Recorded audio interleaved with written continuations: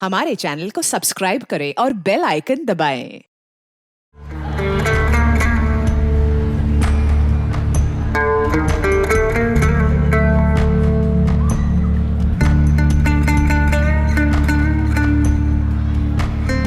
हो गया? हाँ, चाय नाश्ता करके निकलते। 10 मिनट दूर है यहाँ से, ऑटो ले लेंगे।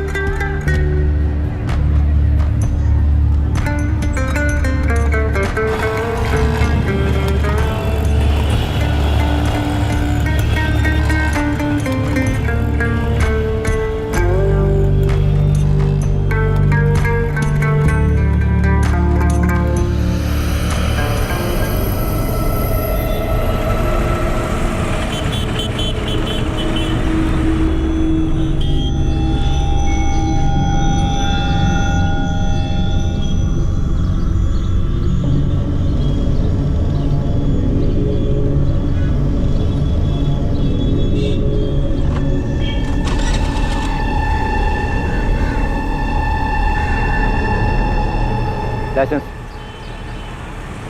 ये सर।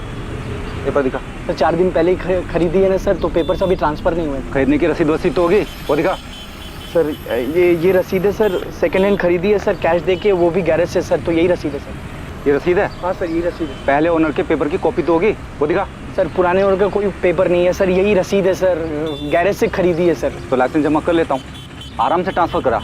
कोर्ट में पेपर दिखा और लेके जा। सर काम धंधे वाला आदमी हो, कहाँ कोर्ट कचहरी के चक्कर काटता फिरूंगा सर। पेपर तो दिखाने पड़ेंगे, पुराने ओनर के गाड़ी ट्रांसफर करने की एप्लीकेशन कुछ तो दिखा। सर आपकी मैं गैरेज वाले मोहन से बात करा देता हूँ सर, 4 दिन पहले ही सर गाड़ी खरीदी सर, ये सर फोन पे बात कर लो। साइड में ले ले स्कूटर। सर साइड में लगा। महज एक स्कूटर के पेपर्स की चेकिंग से इस केस की शुरुआत हुई। एक स्कूटर से शुरू हुआ यह केस एक के बाद एक कई हैरान कर देने वाले सच सामने लाने वाला था। रूटीन चेकिंग में मिला यह चोरी का स्कूटर एक मर्डर केस को रोशनी में लाने वाला था। साहब, ये स्कूटर तो पिछले हफ्ते प्रदीप छोड़ के गया था। बोला उसके किसी ग्राहक का है, बेचना है, तो मैंने उसे सेल वाली लाइन में लगा दिया। मोहन भाई, हाँ, ये स्कूटर निकालना है मुझे, कोई कस्टमर हो तो बताओ ना। तू चाबी रख के जा, मैं चला के देखता हूँ, बाद में बताता हूँ कितने में जाएगा। प्रदीप कौन? पूरा नाम बता। प्रदीप गोरडिया। स्कूटर राजदीप भाई को बेचा है और पेपर तो प्रदीप ही ट्रांसफर करके देने वाला था। प्रदीप स्कूटर छोड़ के गया था, तो मुझे याद आया कि राजदीप भाई को भी स्कूटर चाहिए था, तो मैंने उन्हें फोन करके बुला लिया। साहब, राजदीप भाई ने स्कूटर चला के देखा, उन्हें पसंद आया, उन्हें दाम भी सही लगा, तो उन्होंने कैश देके खरीद लिया। फोन नंबर दे प्रदीप गोरडिया का। उसने तुझे गाड़ी के असली ओनर के पेपर दिए? नहीं साहब, मैं आपको नंबर देता हूँ। सर, इस प्रदीप गोरडिया की तो लंबी चौड़ी हिस्ट्री निकली। हरीश से पता करो स्कूटर का स्टेटस क्या है। ये स्कूटर भी तो चोरी का नहीं है। हरीश भाई, जीजे 10X587332 नंबर की कोई गाड़ी नहीं है, जाली नंबर है ये। लगा ही था मुझे। चौहान भाई, मैंने जो चेसिस नंबर दिया उसे चेक कराइए। ये प्रदीप गोरडिया बाइक चोर है, पक्का स्कूटर चोरी का है। बिल्कुल सही कह रहे हैं आप, चेसिस के नंबर से रजिस्ट्रेशन निकाला मैंने। स्कूटर का ओरिजिनल नंबर है GJ 03R24398।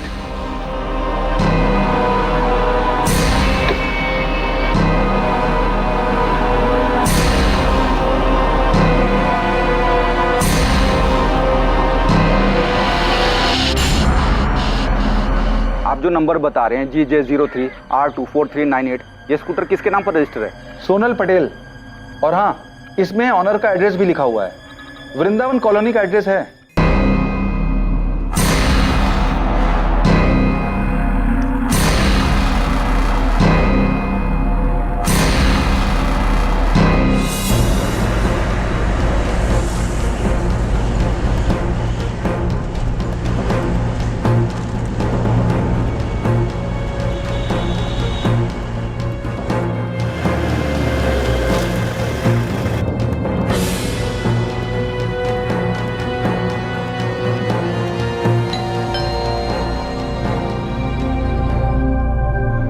जी?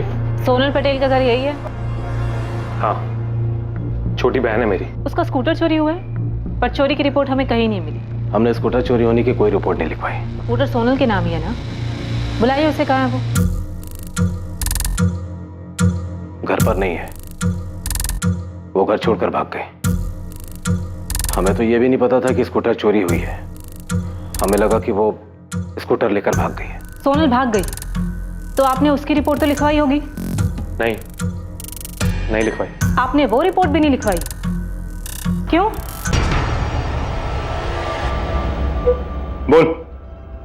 साहब, मैंने देखा कि 3-4 दिन से वो स्कूटर एक ही जगह पे पड़ा था। किस जगह पे? विमन नगर है ना, उसकी एक गली में।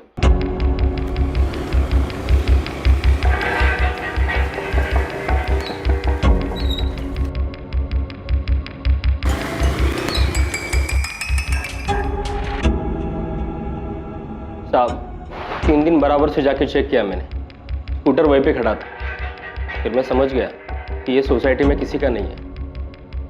फिर उठा लिया साहब और नंबर प्लेट चेंज करके बेच दिया मैंने। वो स्कूटर सोनल पटेल का है, 20 साल की लड़की है जो घर से भागी है। कहाँ है वो? साहब, मैं बाइक चोर हूँ, मानता हूँ कि मैंने स्कूटर बेचा है, लेकिन मैं किसी सोनल पटेल को नहीं जानता हूँ साहब। देवांग जी, आपने सोनल की रिपोर्ट लिखवाई ही नहीं? नहीं। सोनल घर से कब भागी? 17 अक्टूबर को वो कॉलेज के लिए निकली थी, उसके बाद वापस ही नहीं आई। 17 अक्टूबर को गई है और अब तक घर नहीं लौटी, और आप लोगों को उसकी कोई फिक्र नहीं है? 18 की शाम को उसका फोन आया था, कहने लगी कि वापस नहीं आएगी। सोनल बेटा, कहाँ है तू? तुझे पता है कितना परेशान है हम यहाँ कि तू। हेलो बेटा, तू कहाँ है? तू ठीक तो है ना? तू बता, मैं आता हूँ तुझे लेने के लिए। पापा, मैं दिल्ली में हूँ और बहुत खुश हूँ। अब मैं वापस घर नहीं आऊंगी। क्या बेटा, तू ऐसा कैसे कर सकती है? इतनी सेल्फिश कैसे हो सकती है? मैं सेल्फिश नहीं हूँ, मैं बस अपनी जिंदगी अपनी पसंद से और अपनी खुशी से जीना चाहती हूँ। पापा देख बेटा, तू अभी सिर्फ 20 साल की है, तुझे समझ में नहीं आ रहा कि तू क्या कर रही है। बेटा, यूं घर छोड़कर जाना जो है बेवकूफी है। तू वापस आ जा। मैं भी आपसे यही कह रही हूँ, मैं 20 साल की हो चुकी हूँ, अपना अच्छा बुरा समझ सकती हूँ पापा। और अब मैं तभी वापस आऊंगी जब मुझे ये यकीन हो जाएगा कि आप लोग मुझे मेरे फैसले के साथ एक्सेप्ट करोगे। तब तक के लिए प्लीज मुझे ढूंढने की कोशिश मत करना। मैं जहाँ भी हूँ बहुत खुश हूँ। प्लीज पापा। बेटा सोनल, हेलो हेलो।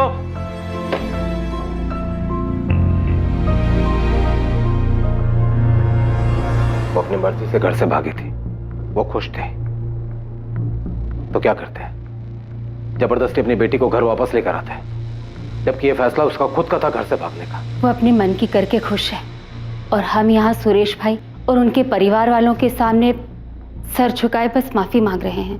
वे पिछले महीने 12 सितंबर को उसकी सगाई हुई थी अजय के साथ।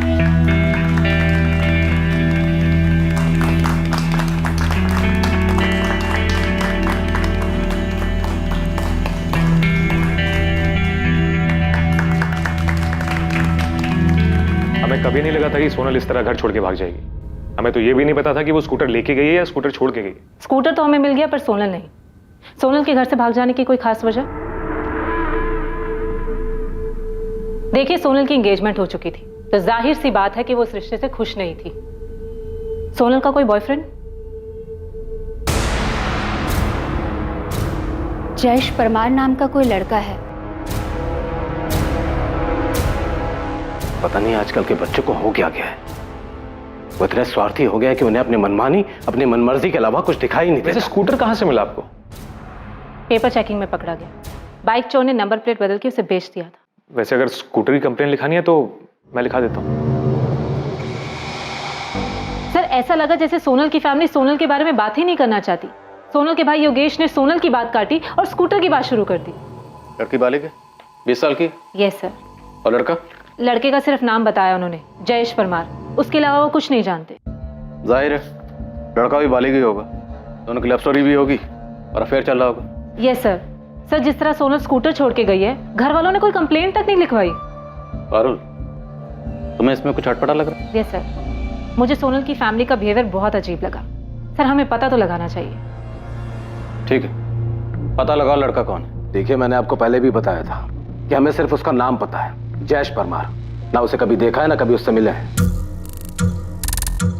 देवांग जी, आपको कुछ तो पता होगा नाम के अलावा कि जयेश कहाँ रहता है, सोनल उससे कहाँ मिली, कब मिली? नहीं, हमें तो उस लड़के के बारे में तब पता चला जब एंगेजमेंट के बाद सोनल ने अपनी भाभी प्रिया को उस लड़के के बारे में बताया।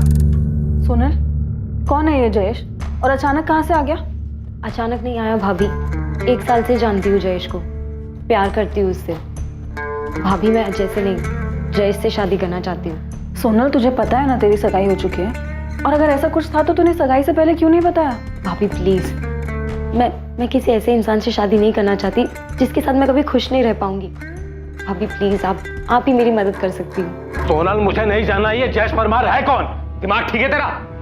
सगाई हो चुकी है तेरी और दिसंबर में शादी की डेट भी फिक्स हो गई है। बेटा, अजय हमारी बिरादरी का, हमारी बराबरी का है। तुझे क्यों लगता है तू वहां खुश नहीं रहेगी? बेटा, राजकोट में 2 बंगले हैं उनके, मुंबई में भी घर है, खूब पैसा है उनके पास। बहुत खुश रहेगी तू वहां बेटा। माँ, पापा एक बार सोनल की बात सुन क्यों नहीं लेते? प्रिया, मुझे कुछ नहीं सुनना। प्रिया, तुम्हें इसे समझाना चाहिए, उल्टा तुम होगी इसे बढ़ावा दे रही हो। भैया, पापा, अभी सगाई हुई है, शादी तो नहीं हुई है ना। आप प्लीज एक बार जयेश से मिल तो लो। मुझे किसी से नहीं मिलना। मैंने बहुत सोच समझकर अजय के साथ तुम्हारा रिश्ता तय किया है।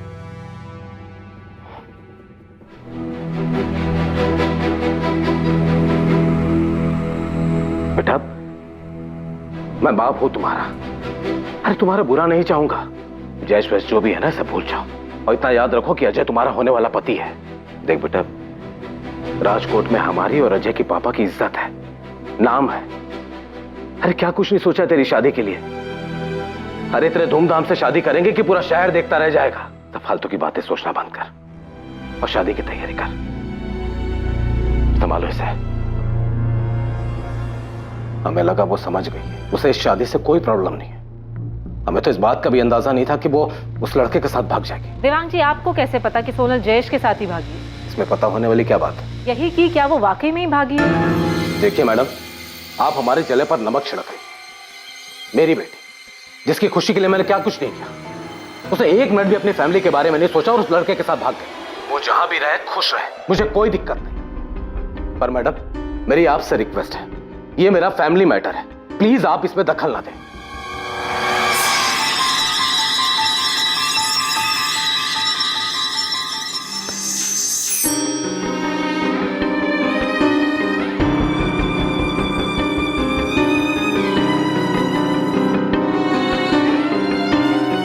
शरद, अभी मत जा, सेठ का मूड ठीक नहीं है।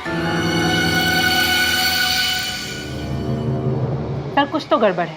सोनल के पापा का बिहेवियर मुझे बहुत अजीब लगा। पारुल, मैं खबरियों को देवांग पटेल के पीछे लगाता हूँ। तुम सोनल की भाभी प्रिया से बात करो, पता करो कि उन्हें कैसे पता कि सोनल जयेश के साथ भागी, और ये भी पता करो कि सोनल कौन से कॉलेज में पढ़ती है। ठीक है sir.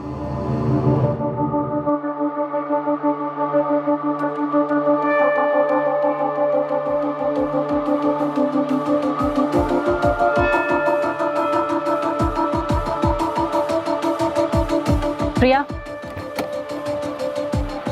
Assistant sub inspector Parul Sanghvi, मुझे सोनल के बारे में तुमसे कुछ बात करनी। हाँ मैम, सोनल जयेश के साथ ही भागी है।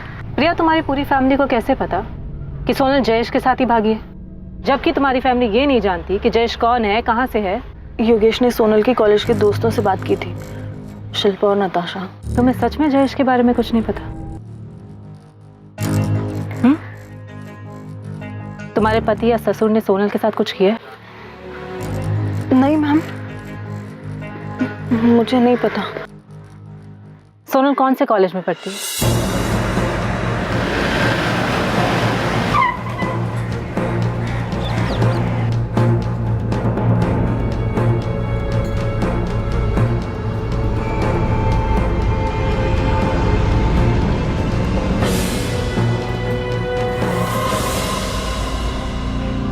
हाँ मैम, सोनल के भैया ने मुझे कॉल किया था, और जिस दिन से सोनल ने कॉलेज आना बंद कर दिया है, उसी दिन से जयेश परमार भी कॉलेज नहीं आया था, और मैंने ये बात योगेश भैया को बताई भी थी। तो इसका मतलब उन दोनों ने भागने की प्लानिंग पहले से ही कर रखी थी? वो तो पता नहीं मैम, लेकिन सोनल ने तो हमें ऐसा कुछ बताया नहीं था। ये जयेश कहाँ पे रहता है? मैम, ऐसे तो वो हॉस्टल में रहता है, लेकिन ओरिजिनली वो मोरबी से है। ये क्या बदतमीजी है? कौन हो तुम? शमशेर, पुलिस का आदमी, तुमसे बात करनी है। भाई मैं देवांग सेठ के ऑफिस में सिर्फ असिस्टेंट अकाउंटेंट हूँ। उनके घर में क्या चल रहा है क्या नहीं मुझे कुछ नहीं पता। घर के लोग तो ऑफिस में आते ही होंगे और आते जाते तुमने देखा ही होगा। देखो महेश भाई, अगर तुम्हें पता है और पुलिस को बाद में पता चला कि तुमने बताया नहीं है, ये तुम पे ही भारी पड़ने वाला है। अरे पर मैं सोनल के बारे में कुछ नहीं जानता। हाँ इतना बता सकता हूँ कि जिस दिन वो गायब हुई थी उस दिन ऑफिस में बहुत बड़ा हंगामा हुआ था। कैसा हंगामा? पैसों को लेकर। मतलब? उस दिन सेठ जी के कैबिन से 10 लाख रुपए गायब हुए थे। भिखा भाई, वो 10 लाख किधर है? आपके केबिन में, ड्रॉर में। किधर रखे दिखाओ।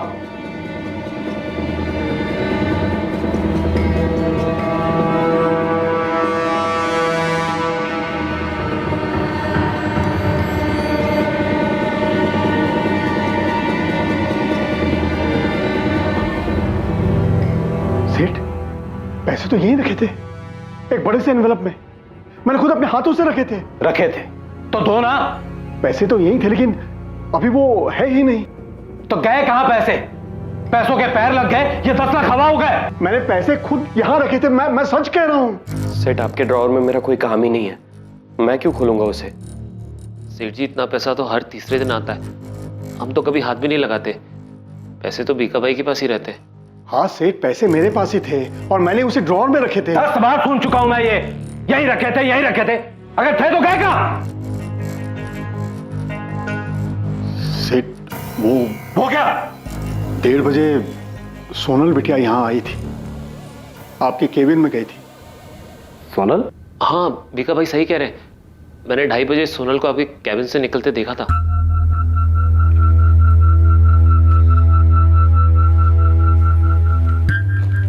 सोनल यहाँ क्यों आई थी? वो मेरे केबिन में क्या कर रही थी?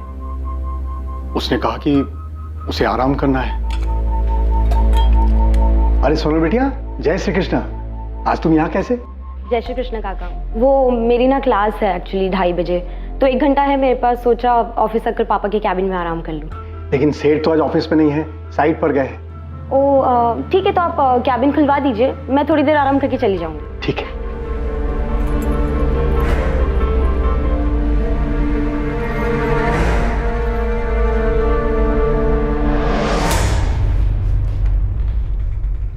उसके लिए मैंने केबिन खोल दिया और फिर अपने काम में लग गया। वो कब चली गई मुझे पता ही नहीं।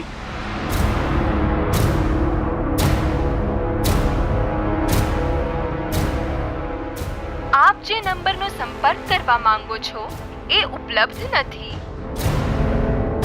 सोनल का फोन बंद आ रहा है। भिखा भाई, सोनल मुझसे बिना पूछे 10 लाख रुपए लेकर जाएगी। सेठ मुझे सचमुच नहीं पता क्या हुआ था। सेठ मैंने तो सोनल को जाते वक्त भी नहीं देखा। सेठ जी बहुत परेशान थे, तभी के तभी ऑफिस से निकल गए। सोनल उसी दिन गायब हुई थी क्या? हाँ, हमें अगले दिन पता चला कि सोनल भाग गई है। सच में भाग गई है? हाँ, हमें तो यही पता है किसी जयेश परमार नाम के लड़के के साथ भागी है। ये जयेश परमार की लीव एप्लीकेशन, 15 अक्टूबर से वो छुट्टी पे। लेकिन इस एप्लीकेशन में लिखा है कि जयेश ने अपने कजन की शादी के लिए छुट्टी ली थी। हमें भी यही बताया था उसने। Jayesh Parmar 3rd year commerce और Sonal Patel 2nd year commerce की स्टूडेंट है। अभी जब आपने बताया तो हमें पता चला कि वो दोनों भाग गए हैं। सोनल पटेल के क्लासमेट नताशा और शिल्पा ने भी हमें कुछ नहीं बताया। सर मुझे जयेश परमार के मौलवी वाले घर का एड्रेस मिल सकता है? अब ये मामला थोड़ा सीरियस लग रहा है। सीरियस तो है साहब। सर स्कूटर की चोरी की कार्रवाई तो चल ही रही है, लेकिन मुझे लगता है हमें सोनल और जयेश के गायब होने की जांच भी करनी चाहिए। साहब ये मामला बहुत अजीब है। वो तो लड़की गायब है, लेकिन उसकी फैमिली में से किसी ने भी मिसिंग कंप्लेन नहीं की, और लड़के की फैमिली में क्या हो रहा है ये भी किसी को नहीं मालूम। हाँ बारूद, कॉलेज से कुछ पता चला? सर जयेश ने 15 अक्टूबर से 15 दिन की छुट्टी की एप्लीकेशन दी थी अपने किसी कजन की शादी में जाने के लिए, लेकिन सर उसका ऐसा कोई कजन है ही नहीं, और जयेश के माँ बाप को तो ये आइडिया भी नहीं है कि उनका बेटा जयेश हॉस्टल में नहीं है। मतलब कॉलेज वालों को ये लगता है कि वो छुट्टी पे घर गया है और घर वालों को लगता है कि वो हॉस्टल में है। जी सर मैं जयेश के माँ बाप से मिलने मोरबी जा रही हूँ। सर पक्का यहाँ कुछ तो बहुत बड़ी गड़बड़ है।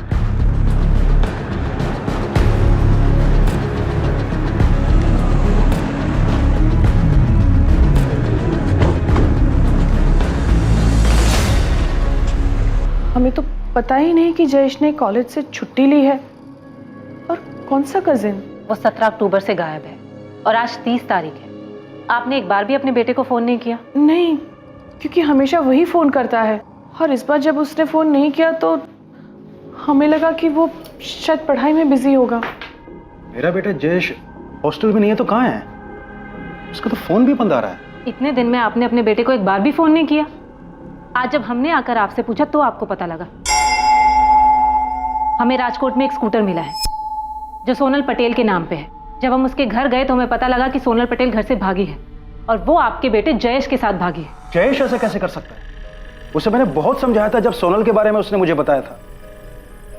तू कॉलेज से छुट्टी लेकर ये बताने आया है कि तुझे शादी करनी है किसी सोनल पटेल से। सोनल पटेल?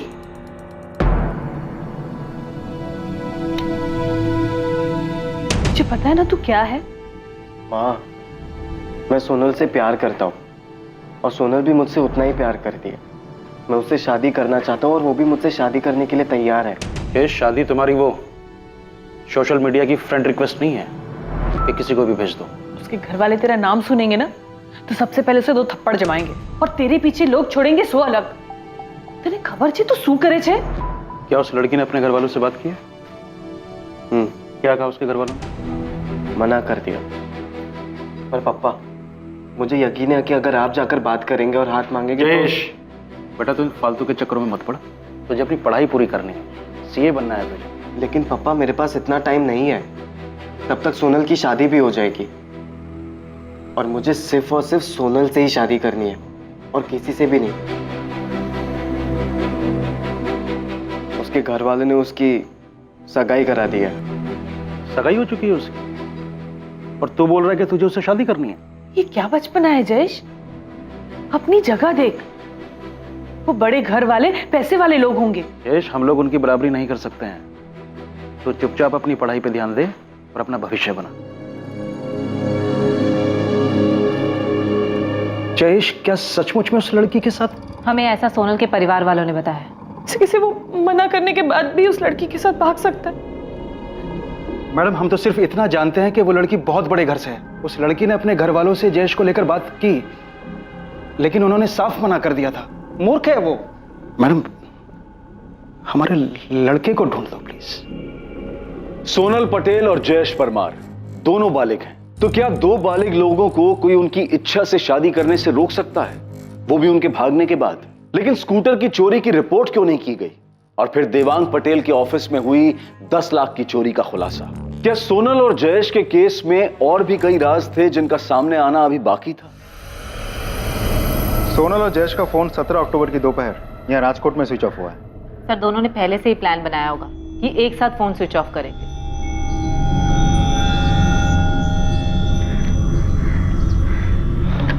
सोनल, हमें फोन भी फेंकना होगा। मैंने देखा है पुलिस फोन के IMEI नंबर से लोकेशन ट्रेस कर लेती है। ठीक है, तो फिर हम फोन यहाँ नहीं कहीं और फेंकते हैं। Parul, yes sir. You are right. Sonal और जयेश दोनों का फोन एक साथ एक ही लोकेशन पे स्विच ऑफ हुआ है। और सर, दोनों भागकर दिल्ली तो बिल्कुल नहीं गए। मैं दिल्ली में हूँ और बहुत खुश हूँ। सर, देवांग पटेल के फोन रिकॉर्ड में 18 अक्टूबर की शाम को जो कॉल आया था वो कॉल सोनल ने दिल्ली से नहीं बल्कि सूरत के एक PCO से किया था।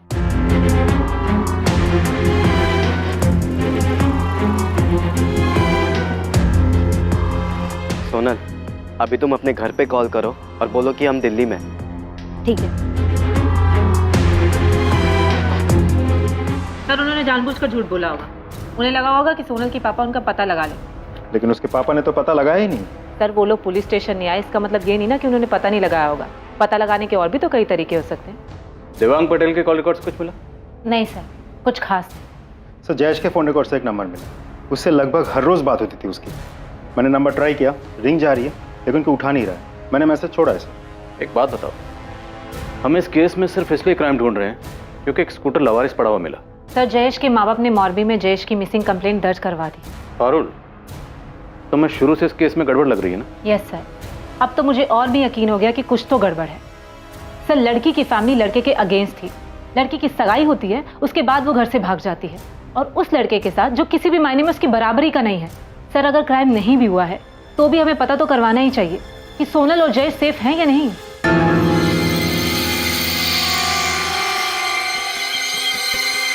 लड़के के माँ बाप ने मोरबी में पुलिस कंप्लेंट की है। जब पुलिस उनके पास गई तो उन्होंने बताया कि उन्हें पता ही नहीं है कि उनका बेटा सोनल के साथ भाग गया है। योगेश, रिया को जरूर कुछ पता है, एक बार बात करो उससे। तो कल रात पूछा था उससे मैंने, उसे भी कुछ नहीं पता। तुम्हें लगा उसने सच बोला? उसने तुम्हें बताया कि पुलिस ने उससे पूछताछ की थी?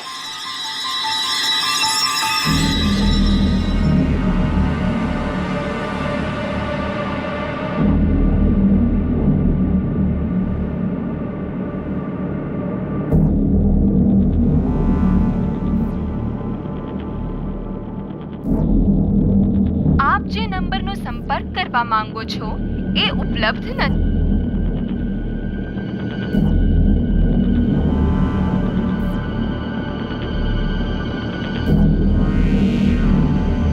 आप बिल्कुल सही कह रहे हैं। यह अंगूठी हमारी आनंद एंड विठल भाई ज्वेलरी स्टोर से खरीदी गई। काशीराम जी, आप मुझे बता सकते हैं कि अंगूठी आपकी किस ब्रांच से किसने और कब खरीदी?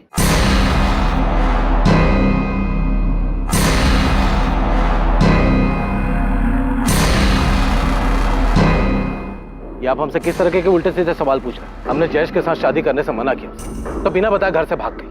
सोनल 20 साल की बालिग है, हम क्या करते?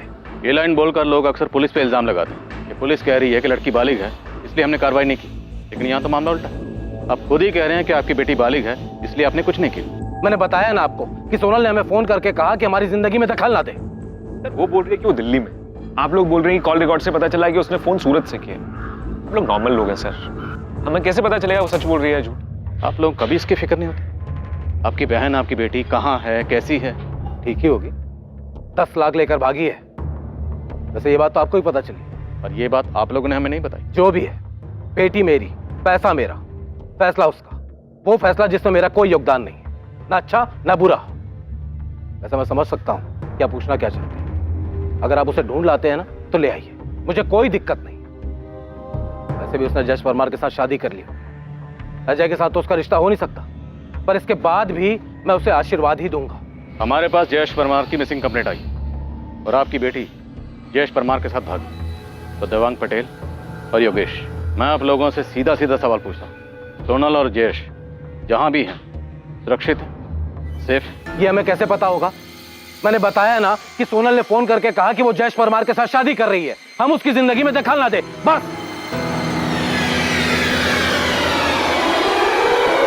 जिस दिन सोनल घर से भागी थी उसी दिन उसकी मिसिंग कंप्लेंट लिखवा देनी चाहिए थी।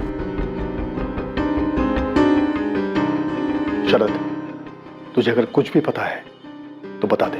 क्या बता दूं मैं? और आप ऐसा क्यों पूछ रहे बीका भाई? क्योंकि तेरा चेहरा कुछ और ही बता रहा है। एक बात याद रखो, सेठ ने हमारे लिए बहुत कुछ किया है। तो आप कहना क्या चाहते हैं? यही कि मैं देख रहा हूं कुछ दिनों से तू बड़ा परेशान सा है। 10 लाख की चोरी के बाद पुलिस को किसने बताई? जिसने भी बताया हो, मैंने नहीं बताया। मैंने भी नहीं बताया बीका भाई। तुम दोनों ने नहीं बताया, और मैं तब तक नहीं बताऊंगा जब तक सेठ नहीं कहते। तो फिर ये बात उन्हें पता कैसे चली? किसने बताया?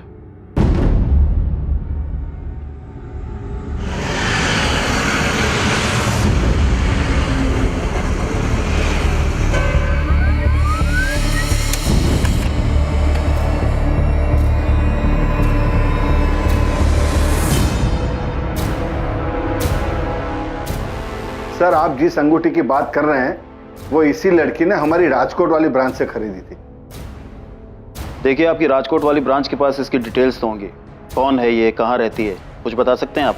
नहीं सर, बिल तो नहीं है। वो लड़की ने कैश पेमेंट की थी। हमारे राजकोट ब्रांच के जो हेड है उन्होंने बताया कि इस लड़की ने 16 अक्टूबर को ये अंगूठी खरीदी थी। और हाँ सर, एक नहीं 2 अंगूठियां खरीदी थी।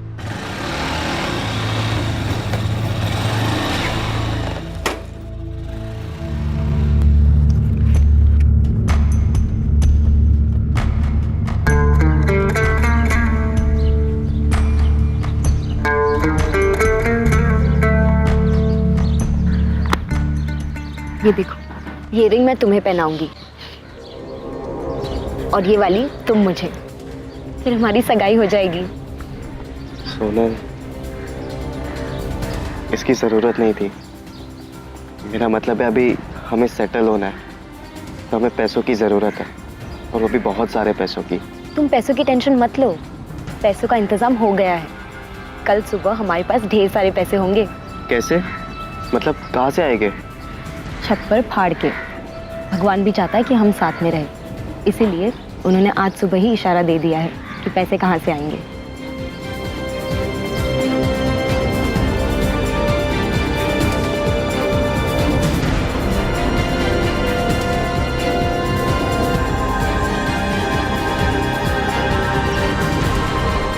रवि, इस लड़की ने ये अंगूठी राजकोट से खरीदी थी। फौरन अपनी एक टीम लगाओ और पता करो कि ये लड़की कौन हो सकती है। जी सर।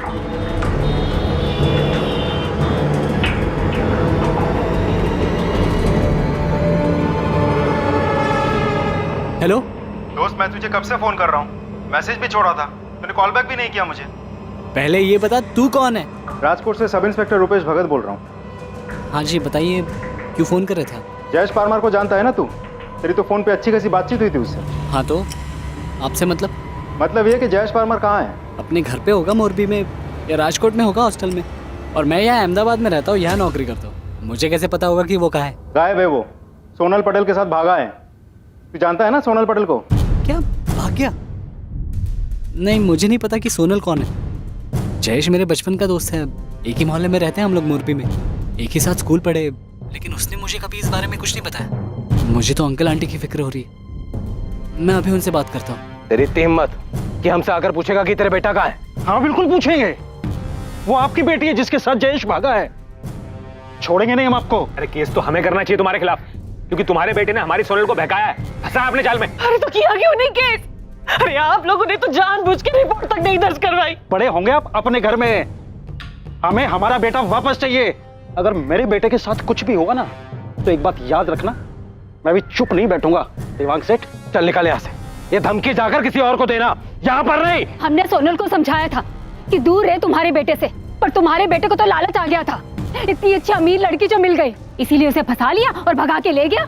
आप लोगों को सब पता था कि वो लोग कहाँ हैं, सब जानते थे आप, लेकिन आप लोगों ने सिर्फ हमें नहीं बताया। अगर हम चुप है तो इसका मतलब ये नहीं कि कोई भी आएगा और मुंह उठाकर हमसे सवाल करेगा। एक बार सोनल और तुम्हारे बेटे को मिलने दो, फिर देखना क्या करते हैं उनके साथ हम।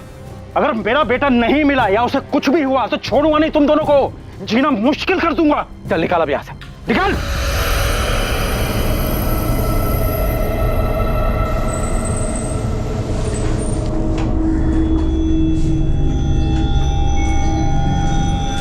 अब गांधीनगर क्राइम ब्रांच भी सोनल पटेल को ढूंढ रही है। ये फोटो भेजा उन्होंने। क्यों?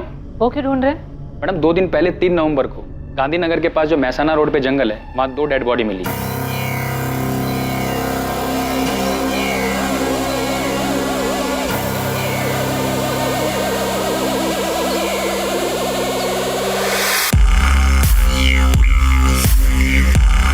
बोला तुम्हारे पास दोनों बॉडीज हैं? हाँ रघुवंशी, दोनों बॉडीज हैं।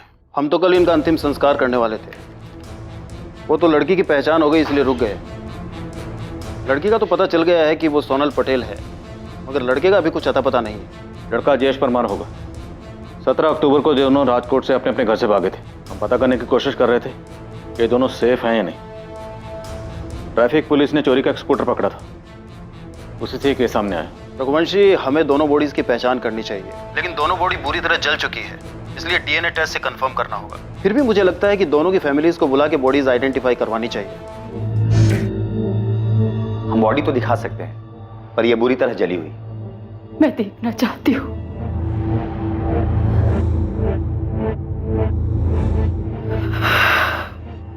इसकी उंगली से हमें अंगूठी मिली थी, यह भी बुरी तरह जल चुकी थी, और फिर भी इसके जरिए हम ज्वेलर और ज्वेलर से आपकी बेटी सोनल पटेल तक पहुंच पाए।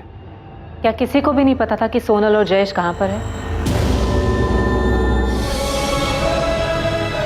बॉडी पूरी तरह से जली हुई है। हमारा जयेश नहीं, ये मेरा बेटा नहीं है। नहीं।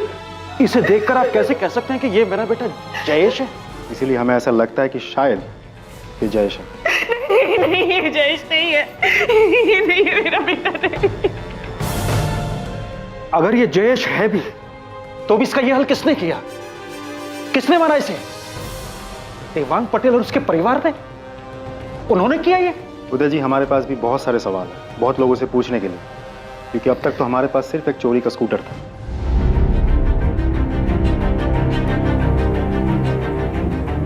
सर, 17 अक्टूबर को सोनल पटेल और जयेश परमार अपनी एक अलग दुनिया बसाने का सपना लेकर राजकोट से निकलते हैं।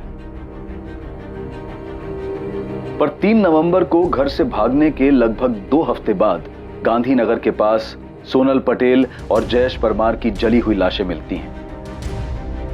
उस वक्त दिवाली का त्योहार था और हर तरफ जश्न का माहौल था।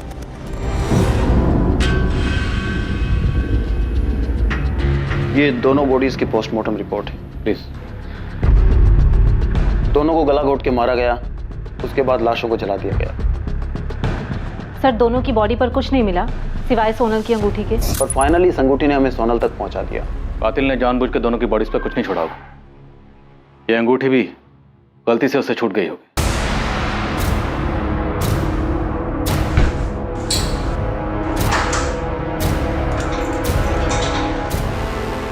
सर ये तो पक्का है कि सोनल और जयेश सूरत में थे, लेकिन फिर भी इन दोनों की डेड बॉडी हमें गांधीनगर में कैसे मिली? मतलब कोई तो है जो जानता था कि ये दोनों कहाँ थे। सोनल ने अपने पिता के केबिन से 10 लाख रुपए चुराए थे। 10 लाख, अच्छी खासी रकम थी उनके पास। वो दोनों कहाँ जाने वाले थे? गांधीनगर तो नहीं थे, क्योंकि इन दोनों की तलाश में गांधीनगर का चप्पा चप्पा छान मारा था हमने। और अहमदाबाद, वहाँ पता किया था आप लोगों ने? नहीं, क्योंकि अंगूठी के जरिए हमें पता चल चुका था कि लड़की राजकोट से है। सर, क्या ये उनकी प्लानिंग का हिस्सा होगा कि सूरत से कॉल करेंगे और उसके बाद किसी और शहर चले जाएंगे, शायद अहमदाबाद? सोनल के बाप और भाई के अलावा कोई नहीं हो सकता। उन्होंने ही मारा है मेरे बेटे को। काका, जयेश ने आपको कुछ बताया था कि वो और सोनल कहाँ जा रहे हैं, कहाँ छुपे हैं? बेटा, अगर हमें पता होता कि वो भागने की सोच रहा है तो क्या मुझे रोकते नहीं? पता नहीं जयेश ने ऐसा क्यों किया। मैंने उसे समझाया था कि वो बड़े लोग हैं, बड़े घर वाले हैं, और जो वो मना कर चुके थे तो पता नहीं फिर भी उसने ऐसा क्यों किया।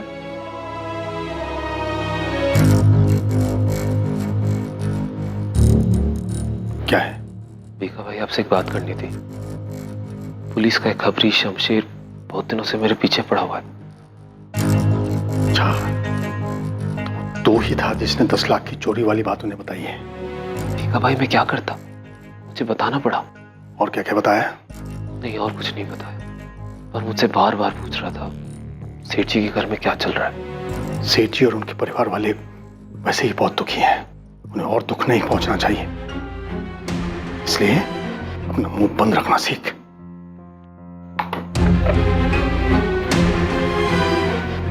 पापा, पापा, शरद का फोन स्विच ऑफ आ रहा है। मैंने इससे कहा था कि क्रियाक्रम के बाद में, पर वो गायब है। कहीं कुछ गड़बड़ ना कर दे। मैं आपको अपना नाम नहीं बता सकती, लेकिन मैं सोनल और जयेश के बारे में कुछ जरूर बता सकती हूँ। क्यों? तुम नताशा पुरोहित हो या शिल्पा अजमेरा? क्यों अपनी पहचान छुपाने की कोशिश कर रही हो? देखिए, मैंने आपको शुरू में ही बता दिया था कि मैं आपको अपना नाम नहीं बता सकती।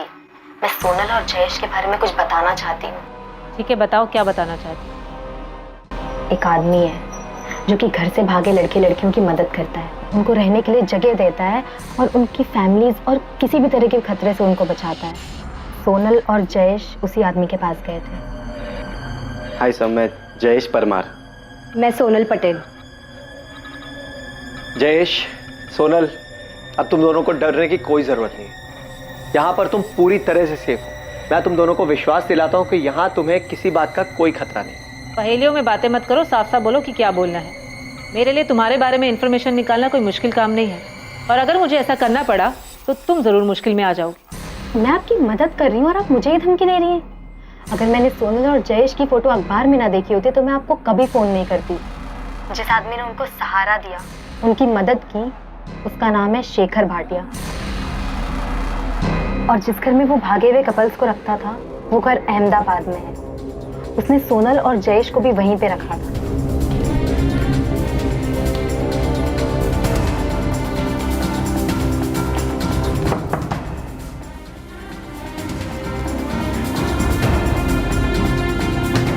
सोनल, जयेश, आओ आओ। ये तुम लोगों का बेड है और ये कबर्ड। जब तक तुम्हारा दिल चाहे तब तक यहाँ रह सकते हैं। और हाँ, चिंता करने की कोई जरूरत नहीं। इस जगह पे तुम दोनों बिल्कुल सेफ।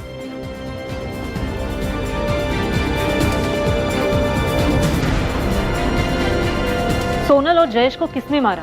पता नहीं।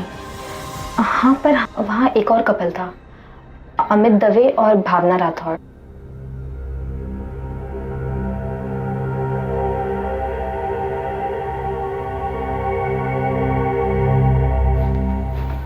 भावना, मैं नीचे होकर आता हूँ। ठीक है।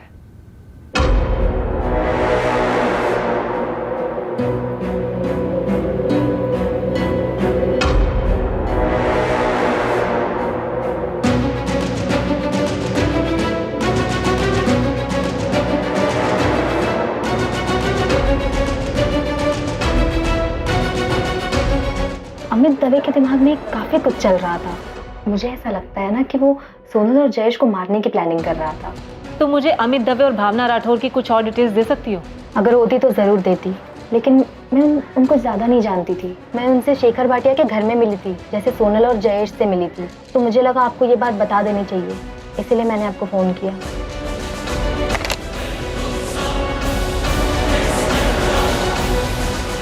घर से भागा हुआ एक और जोड़ा अमित और भावना जयेश और सोनल का मर्डर करेंगे।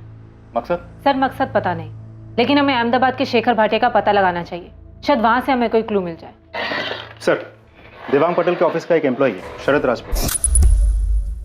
कुछ कन्फेस करना चाहता है लेकिन छुपा बैठा है। उसे डर है कि देवांग पटेल उसको नुकसान पहुंचा सकते। देवांग पटेल का इतना डर कि उसके डर की वजह से एक आदमी छुपा बैठा है। सर, मैंने सेठ की डर से अपना फोन भी स्विच ऑफ कर दिया। मुझे बहुत डर लग रहा है सर। शरद, तुम्हें सोनल और जयेश के मर्डर के बारे में पता था? सर, मुझे जो कुछ भी पता है मैं सब कुछ बता दूंगा आपको, लेकिन आपको मेरी बात का विश्वास करना पड़ेगा। अरे पहले तुम सामने तो आओ, या फिर हमें बता दो तुम कहाँ छुपे बैठे हो। तुम्हें लेने हम वहाँ आ जाएंगे। शरद, विश्वास के लिए तुम्हारे सच बोलने की जरूरत है। अगर तुम सच बोलोगे तो हम जरूर विश्वास करेंगे।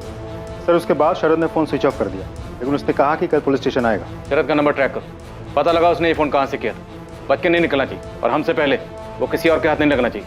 सर, फारूक, अहमदाबाद में अपने आदमियों को काम पे लगाओ। पता लगाओ ये शेखर भाटिया कौन है जो घर से भागे हुए प्रेमी जोड़ियों को प्रोटेक्शन देता था। जयेश और सोनल उस तक कैसे पहुंचे और कातिल जयेश और सोनल तक कैसे पहुंचे।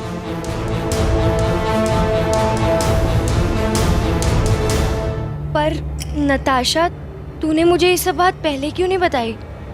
मुझे थोड़ी पता था उनका इस तरह से मर्डर हो जाएगा। नहीं पता था यार मुझे। एक प्रेम कहानी जिसने एक दुखद और विकृत मोड़ लिया। प्रेम कहानी जिसका अंत हुआ प्रेमी और प्रेमिका की मौत पर। उन्हें किसने मारा और क्यों? पुलिस के लिए सच और मुजरिम दोनों की खोज बहुत मुश्किल साबित होने वाली थी, क्योंकि इस प्रेम कहानी के साथ कई और कहानियां और पात्र जुड़े हुए थे। पुलिस ने यह गुत्थी कैसे सुलझाई, मुजरिम तक कैसे पहुंची, ये सब हम देखेंगे कल रात 11 बजे इस केस के दूसरे और आखिरी भाग में। जय Hind. For more updates, subscribe to our channel, click the show links and enjoy watching the videos.